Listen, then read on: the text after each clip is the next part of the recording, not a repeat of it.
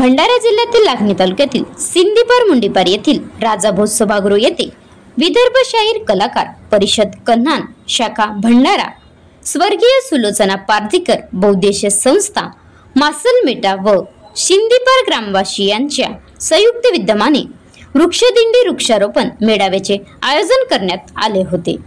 या प्रसंगी दीप प्रज्वलन केंद्रीय अध्यक्ष मनीष भिवगडे, कार्यक्रमाचे उद्घाटन प्राध्यापक डॉक्टर शेखराम येडेकर यांच्या हस्ते करण्यात आले, तर अध्यक्षस्थानी मुख्याध्यापक योगेश पटले हे होते।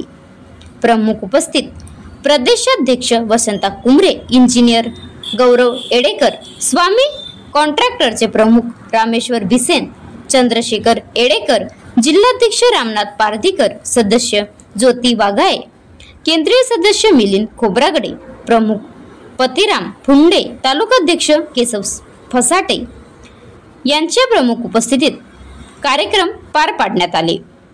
यावेळी लोकशाहीर कलाकारांनी भजन, पोवाडे, गाणी, दंडार इत्यादी कला सादर केल्या।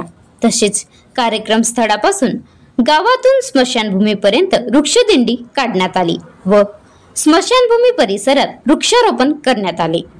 या कार्यक्रमाचे प्रास्ताविक डॉक्टर रामनाथ पारधीकर यांनी केले, तर सूत्रसंचालन चंद्रशेखर येडेकर यांनी उपस्थितांचे व आभार मिलिंद खोब्रागडे यांनी मानले।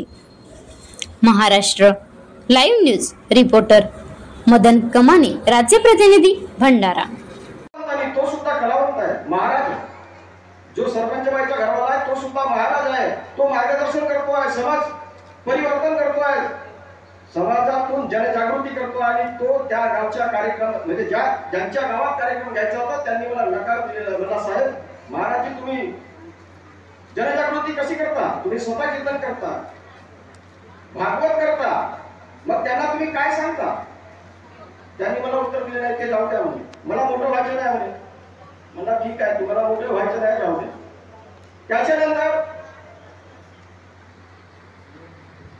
मी जिल्हाध्यक्ष असल्यामुळे शिवसाहेबांना फोन लावला, साहेब मला तारीख द्या सिंदीपरला, पण शिवसाहेबांच्या मावशीच्या इथं कार्यक्रम असल्यामुळे 40 वर्षाच्या आधी भारूड मी पाहिलं असेल किंवा 35 वर्षाच्या आधी तेव्हापासून मी भारूड पाहिलेलं नाही। त्याच्यामध्ये शिवमंत्र म्हणायचे म्हणजे ती एक कला आहे आणि त्याच्यामध्ये ते भारुडाचे गाणे म्हणायचे।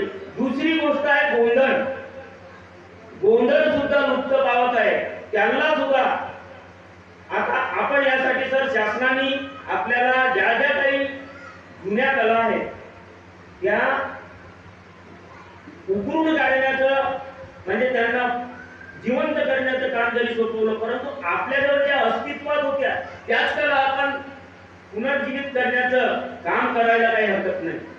तर मी तुम्हाला या ठिकाणी एक सूचना तर नाही करणार, पण एक आव्हान की ह्या ज्या गोंधळ आणि भारूड आहे ह्या ज्या दोन कला लुप्त पावत आहेत आणि दुसरी गोष्ट आता फिल्मी कलेवर पाळणे येत आहे। आमच्या आई वगैरे जे पाळणे म्हणत होत्या त्या पाळण्या अजिबात लुप्त झालेले।